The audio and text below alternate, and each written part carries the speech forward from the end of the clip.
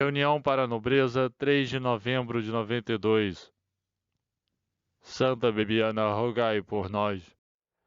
Segundo o discurso de João Paulo II, as alocuções de Pio XII, a nobreza e o patriciado de Roma. Quer dizer, tudo vai ser baseado em ditos de Pio XII. E agora, se quiserem me atacar, ataquem o Papa. Assim como a gente via nos castelos antigos a torre de homenagem, o Dom João, a torre grande, mais alta, imponente, junto a ela com torreões menores, as torres que guarneciam as várias partes da muralha do castelo. E depois, então, a montanha, a descida da montanha onde estava o castelo. Assim também a nobreza, a palavra nobreza vem aqui guarnecida de defesas, de torres e torreões. E a palavra mais, um torreão mais decisivo, ou a verdadeira torre da defesa, são os discursos de Pio XII. O que está dado a entender aqui é, o que está nesse livro é o pensamento de Dom Pio XII, ou o que eu deduzo do pensamento de Pio XII, segundo de raciocínios lógicos, cuja logicidade você é desafiado a vir aqui me provar que não existe. Isto é para os senhores verem, desde a capa do livro, quantas precauções defensivas foram tomadas. Eu desejaria então 2 proclamadores para fazer a leitura. Nós podemos começar pela opção preferencial. Opção preferencial, o que é? Aqui já é uma outra introdução. A objeção que poderia fazer alguém é: Pio XII, quantos papas se passaram de Pio XII para cá? João Paulo II não nos falou uma vez só da opção preferencial pelos nobres. Ele fala da opção preferencial pelos pobres. O que é que esse livro vai dizer sobre a opção preferencial pelos pobres? Como é um livro todo voltado a favor da nobreza, esse livro vai, provavelmente, na linha de esquecer a opção preferencial pelos pobres e falar só dos pobres. É bem isto. Os que querem a nobreza se desinteressam para o povo, não têm pena das classes pequenas da sociedade, etc, etc. Então, eu resolvi fazer, de início, uma espécie de barragem e tomar o contraste que existe entre as palavras nobre e pobre. É um N só e um P só. E, portanto, para o português e para o castelhano, é uma grande parte do público para que esse livro se destina, Península Ibérica e porções indefinidamente grandes das 3 Américas e ainda mais outras coisas, Filipinas, etc., onde se fala um resto espanhol. Esse contraste joga muito bem. Fala muito menos bem, por exemplo, em alemão, em inglês, nas línguas de outra origem. Mesmo no francês não fala igualmente bem. Mas entre pobre e nobre há uma possibilidade de um jogo de palavra. E o livro sustenta que a opção preferencial de um por um não exclui a do outro. Antes se supõe, e que, portanto, quem é a favor da operação preferencial pelos nobres, nem por isso deixa de ser a favor de uma opção preferencial pelos pobres. Porque opção não é exclusivismo. É uma preferência, mas que não é necessariamente para um só, que pode ser para vários. É uma coisa evidente. Então, vai ser lido aqui o texto para os senhores. Opção preferencial, o que é? Opção preferencial pelos nobres, a expressão quiçá possa surpreender à primeira vista os que se familiarizaram com a fórmula cara a João Paulo II, opção preferencial pelos pobres. Porém, é uma opção preferencial pelos nobres que anima este livro. A grande objeção que essa afirmação pode suscitar é que, ex natura rerum, pelo menos, Ex natura rerum quer dizer pela natureza das coisas. Um nobre é relacionado, importante e rico. Ele tem, pois, múltiplos meios para sair de uma situação de penúria em que incidentalmente se encontre. A opção preferencial já foi exercida a favor dele pela providência, que lhe deu tudo quanto é necessário para que ele se soerga. É precisamente o contrário o caso do pobre. Ele não é ilustre, não dispõe de relações úteis, frequentemente faltam-lhe recursos para remediar as suas próprias carências e, em consequência, uma opção preferencial que o ajude a atender às suas necessidades, pelo menos as essenciais, pode ser de estrita justiça. Assim, uma opção preferencial pelos nobres parece quase um sarcasmo atirado contra os pobres. Na realidade, como muita gente sentirá a coisa. Na realidade, essa antítese entre nobres e pobres tem cada vez menos razão de ser se se considera a pobreza, que vai atingindo gradativamente um número maior de nobres, conforme é lembrado por Pio XII nas suas alocuções ao patriciado e à nobreza romana. Lembrado por Pio XII, você já recua. Como eu vou entrar em desacordo com Pio XII aí, né? Vamos ver. E o nobre pobre encontra-se em situação mais confrangedora do que o pobre não nobre, pois este último, pela limitação mesma das suas condições, pode e deve despertar e pôr em ação o senso de justiça, bem como a generosidade do próximo. Pelo contrário, o nobre, pelo próprio fato de ser nobre, tem razões para deixar de pedir auxílio e prefere esconder o seu nome e a sua origem, quando não tem remédio senão deixar transparecer sua pobreza. É o que, em linguagem expressiva, se chamava outrora a pobreza envergonhada. Os tratadistas antigos recomendavam a esmola para a nobreza envergonhada como principal preocupação dos que davam esmola. O atendimento das necessidades desse gênero de nobres, como aliás também dos empobrecidos decaídos de qualquer nível da sociedade, tanto não é só dos pobres, dos nobres. Os plebeus também que decaíram sua situação porque perderam fortuna, qualquer coisa. Era objeto de especiais encômios dos antigos, e a caridade cristã encontrava mil artifícios para aliviar a situação dos pobres envergonhados, a fim de que recebessem ajuda necessária sem que nada lhes magoasse o senso da dignidade própria. Mas não é só o pobre de recursos materiais que merece a opção preferencial. São também aqueles que, pelas circunstâncias da sua vida, têm deveres particularmente árduos a cumprir, e aos quais incumbe maior responsabilidade no cumprimento desses deveres pela edificação que daí pode resultar para o corpo social, como, em sentido oposto, pelo escândalo que a transgressão desses deveres pode trazer ao mesmo corpo social. Não sei se está claro isso. Vamos à outra. Nessas condições, encontram-se frequentemente membros da nobreza contemporânea, como se mostra na presente obra. A opção preferencial pelos nobres e a opção preferencial pelos pobres não se excluem, e menos ainda se combatem, segundo ensina João Paulo II. Mais uma vez. É dessa vez João Paulo II que ensina. Texto que encontramos dele.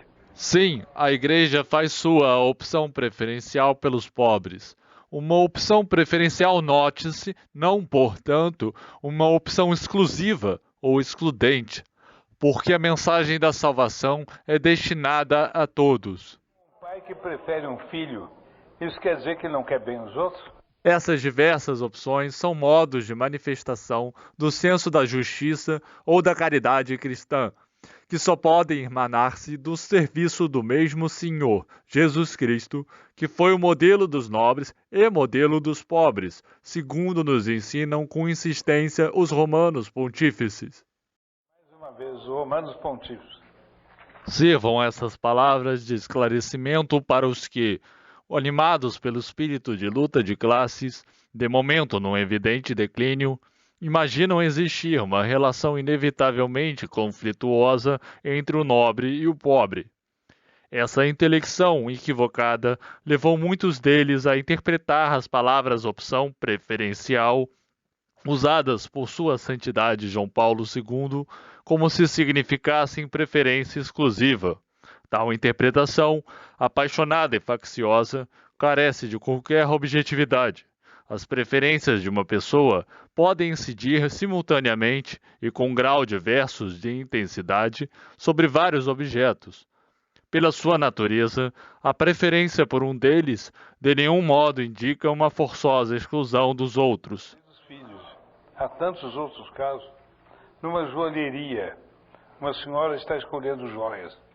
Ela pode ter preferência por uma joia, mas comprar várias. Por quê? Porque ela gosta também das outras. A preferência não é exclusiva. O comentário geral do capítulo é o seguinte, é que, na realidade, o capítulo diz o que diz. Na realidade, é uma obrigação mais pesada para os nobres e, portanto, eles têm mais responsabilidade do que os pobres. E que aquele que tem mais responsabilidade e tem uma vida, de baixo certo ponto de vista, mais dura, esse merece também mais apoio. O senhor vê, por exemplo, um nobre que frequenta uma escola. Se esse nobre é um nobre, como eu tenho certeza, porque eu tenho informações, que eram Dom Luís e Dom Bertrand, quando frequentavam a escola dos Palotinos, em Jacarezinho, eles davam um exemplo da boa conduta, da virtude, até mesmo quando sarcasmos, etc., que atingiam a eles com particular veneno. Isto eles não me contaram, mas eu me imagino como seria no meu tempo no Colégio São Luís, em outros colégios, posso afiançar que era isso, sarcasmos, etc., dirigidos contra o título, como diz, o seu príncipe, isso não vale nada, etc., etc., e brincadeiras desse gênero, atingindo de preferência o nobre como sendo o alvo odiado pela Revolução. Uma coisa passava para a outra. É uma vida mais dura, mas o que é mais duro é que se ele ceder e pecar, ele comete um pecado do qual os outros colegas dele não são capazes. Porque como eles não têm a influência que tem naturalmente o nobre, eles dando o mau exemplo não é tão nocivo quanto o mau exemplo dado pelo nobre. Se um nobre é visto praticando uma ação impura entre meninos de colégio, olha lá essa nobreza, o que é, não é nada. É toda uma instituição de mais de 1000 anos de prestígio e de seriedade que perde o seu valor aos olhos dos outros, de uma geração nova que sobe, por causa do mau exemplo que deu um. Que responsabilidade, que pecado. Agora, em sentido oposto, se for um menino qualquer, que importância tem isso? Não tem nada, está acabado. Eu me lembro, por exemplo, de uma coisa que era característica. Havia aqui 2 príncipes, parentes de Dom Luís e Dom Bertrand, 2 príncipes da casa de Bourbon. E, por uma coincidência, moravam no Brasil. Um deles, aliás, ainda mora no Brasil. Bem, por uma coincidência qualquer, propagou-se aqui naquele tempo um fixador, que não sei porquê, chamava-se fixador Bourbon. Era fabricado por um comerciante qualquer e não tinha nenhuma importância. Apareceram esses 2 meninos, fulano de Bourbon, ciclano de Bourbon, espalhou-se no Colégio São Luís, no meio de risotas, que alguém, um dos colegas, perguntou para um dos príncipes: diga uma coisa, quem é seu pai? É o fabricante do fixador Bourbon? Então, gargalhadas e debiques, etc, etc. É preciso aguentar, e é preciso aguentar com dignidade, do contrário, a instituição se enxovalha. Essa enxovalhação da instituição vem da maior obrigação que pesa sobre os nobres. Pesando sobre os nobres essa maior obrigação, é evidente que eles também têm direito a maiores regalias e têm direito a maiores apoios nas situações em que eles estão. Não sei se está claro isso. É o sentido da coisa. Bem, então para frente. Aqui tem uma coisa sobre a luta de classes em evidente declínio. Está mesmo assim? Se o senhor distinguir luta de classes de comunismo, o declínio é evidente. O senhor vê aqui no Brasil mesmo, onde as classes mais pobres são precisamente as classes que apoiam mais o que está no alto. O legionário, o catolicismo, tem preparado para publicar uma entrevista com o padre Comblan, que o senhor sabe muito bem quem é. É um padre agitador belga, contra o qual a TVP promoveu em outros tempos uma onda tremenda e que ficou quebrado por causa disso. Ele manifesta o desapontamento dele porque no Brasil os planos de ação que ele tinha fracassaram. E fracassaram porque, precisamente,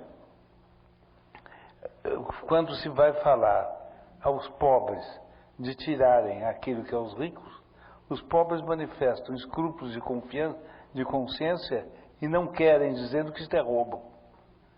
Isso não é um ambiente de luta de classe em declínio, porque eu assisti greves e soube, não vi, mas soube que no Palácio do Campos Elíseos, que era Palácio do Governo antigamente, que ficava a umas 3 quadras de minha casa, houve, em 1917, pouco mais ou menos assim, eu deveria ter, portanto, uns 8, 9 anos, houve motins de operários grevistas, anarquistas, etc., muitos deles vindos da Europa, para exigir aumento de salário do governo. E o governo mandava a cavalaria da polícia militar dar carga de lança em punho. Era a luta de classe fervendo no Brasil naquela época. E por isso também se fundou, não muito depois disso, um Partido Comunista Brasileiro. Isto veio em declínio. O que levou Pio XII, num Katholikentag de Viena, de escrever que se tinha encontrado tais maneiras de equilibrar a situação entre patrões e operários, que a luta de classes podia ser considerada extinta na Europa. É uma coisa que eles não gostam de dizer e que eu aqui não citei. Uma ação a favor do comunismo, falar de evidente declínio é uma coisa, enfim, muito cheia de matizes, mas é diferente da luta de classe. Não sei se está claro. O professor... Para entretê-los um instante, eu não mencionei no livro porque não encontrei a fonte segura. Encontrei fontezinhas assim. Mas os senhores todos já devem ter ouvido falar de São Nicolau, que trazia, segundo uma velha lenda, presentes para as crianças na noite de Natal. Eu mesmo fui um entusiasta de São Nicolau e da noite de Natal com os presentes que o São Nicolau doméstico, era meu pai e minha mãe, punha nos meus pés enquanto eu estava dormindo, para eu acordar de madrugada, de vontade de conhecer o presente, sentir nos pés o peso do presente e achar que imaginá-los era mais gostoso do que tê-los. E por isso não me sentava para abri-los, para ficar imaginando até de manhã. Vinha o sono, e quando acordava era dia claro. Mas qual é a origem dessa lenda, segundo consta? São Nicolau seria bispo de Bari, no Oriente Próximo. E ele tinha muita pena dos nobres envergonhados, que no tempo dele, na diocese dele, eram numerosos. Então, quando chegava a noite de Natal, ele arranjava meios de jogar presentinhos nas casas dos nobres pobres, para serem distribuídos às crianças no dia seguinte.